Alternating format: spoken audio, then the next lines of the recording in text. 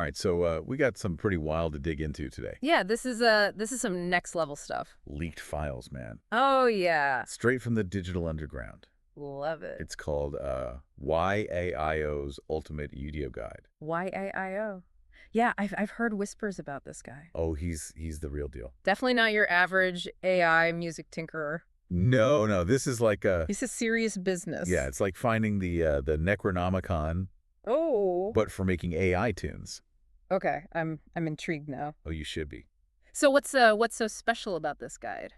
Well, for starters, YAIO, this guy, he's all about Udio, right? Right, Udio. Yeah, it's got some pretty powerful AI model. Powerful is an understatement, my friend. Okay, all right, lay it on me.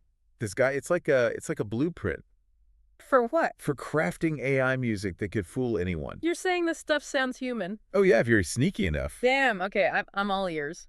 So YAIO, he's got this whole thing about manual mode. Manual mode? Yeah, it's about like taking control, Control as opposed to just hitting generate and seeing what happens. Exactly. Okay, I can see why that would be important for serious music creation. Oh yeah. It's the key to bypassing all that generic AI sound.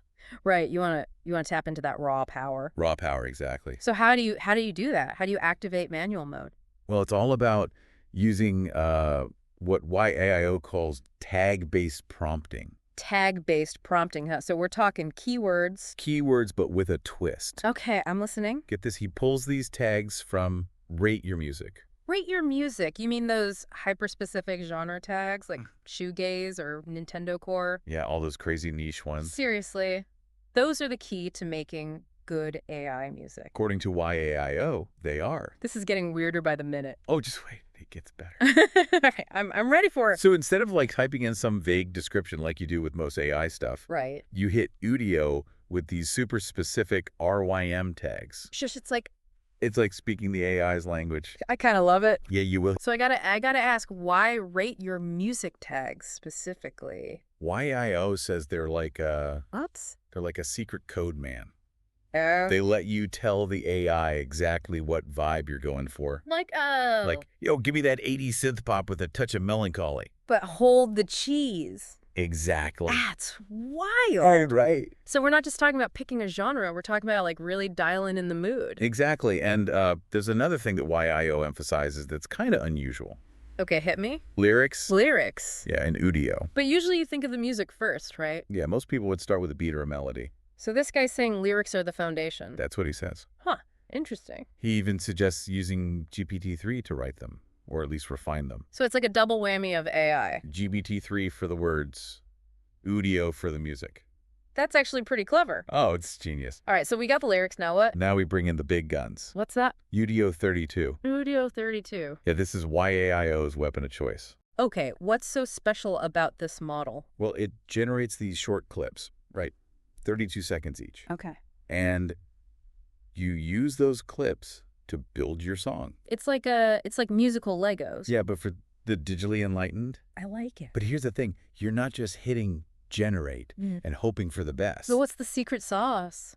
Remixing and extending. You mean like taking the raw AI output and Sculpting it. Yeah. Like a digital Michelangelo. But now we're talking, this is starting to sound really powerful. Oh, it is. So it's a very hands-on approach then. Extremely hands-on. And how do you control the structure of the song? Do Right. you just kind of let the AI do its thing, or? Nope. YAIO. He's got a system for that too. Of course he does. Bracket tags. Bracket tags. Yeah, you put them right in the lyrics. Like what? Like verse, chorus. Yeah. The usual song sections. Wait, you're telling me you can literally tell the AI how to arrange the song? That's exactly what you're doing. That's insane. It's like music hacking. music hacking, exact. No wonder this guide is like gold. Pure gold, my friend. This is like having the cheat codes to the music industry. That's one way to put it. Okay, I'm officially hooked. I told you would be. So where do we go from here? Well, now that we've got the basics down, Right.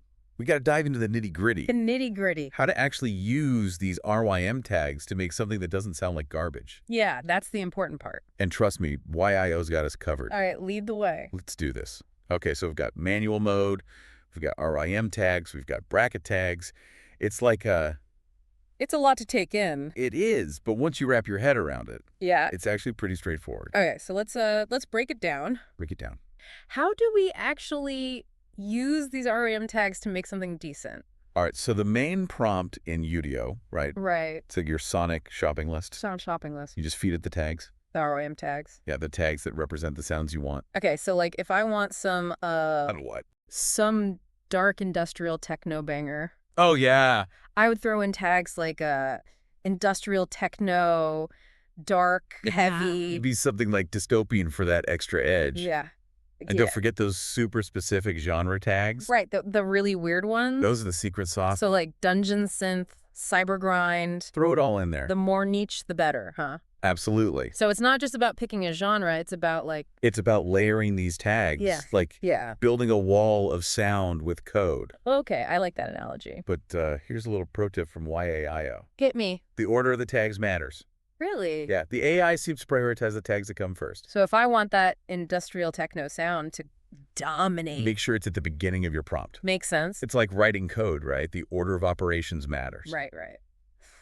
Okay, so we got our tags figured out. Now let's talk lyric. We're using GPT-3 for that, right? That's what YAIO recommends. Then how do we format those in the lyrics editor? Bracket tags. Bracket tags again. Oh yeah, they're everywhere. So verse, chorus, that kind of thing. You got it. But I'm still not clear on how they actually affect the music. They're like signposts for the AI. Signposts. They tell it how to shape the music for each section. Oh, I see. So if I tag a section as chorus... The AI is going to make it more catchy. More anthemic. Exactly. And I'm guessing YAIO uses tags like build up and drop, too? Oh yeah, he's all about controlling the energy. The dynamics. The whole emotional arc of the song.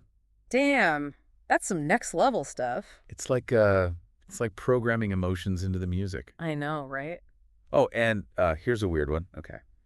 YAIO says to always start your song with a breakdown tag. A breakdown.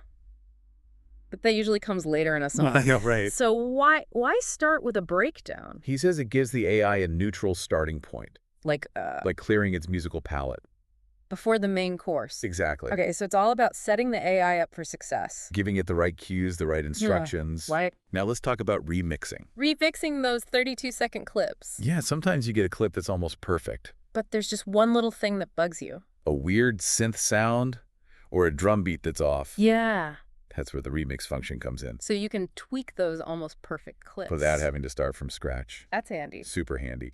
But YAIO warns about overusing it. Oh, yeah. He says if you're constantly remixing everything... It probably means your initial prompt is off.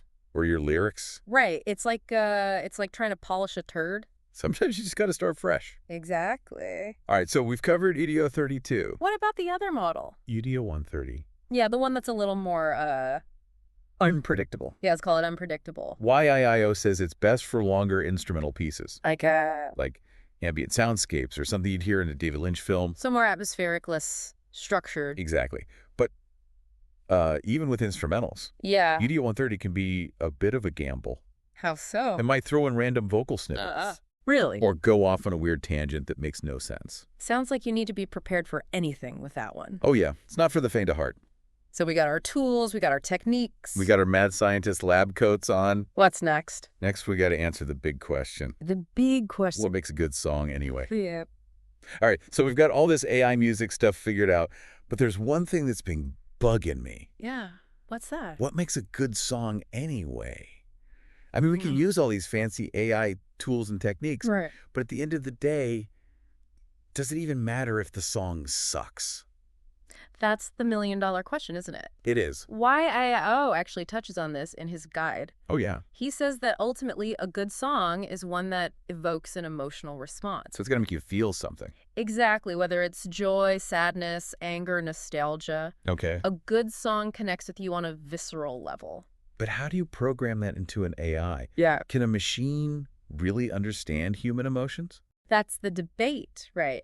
But I think YAIO's onto something with his whole tag-based prompting system. How so? By using those hyper-specific rate, your music tags, you're not just feeding the AI a list of genres or instruments. Right. You're feeding it emotional cues. So, like, if I use a tag like melancholic or euphoric, the AI is going to pick up on that and try to inject that feeling into the music. Like giving the AI a mood board. Exactly. And by combining those emotional tags with specific genre and instrumental tags, you can create a really rich and complex tapestry of sound.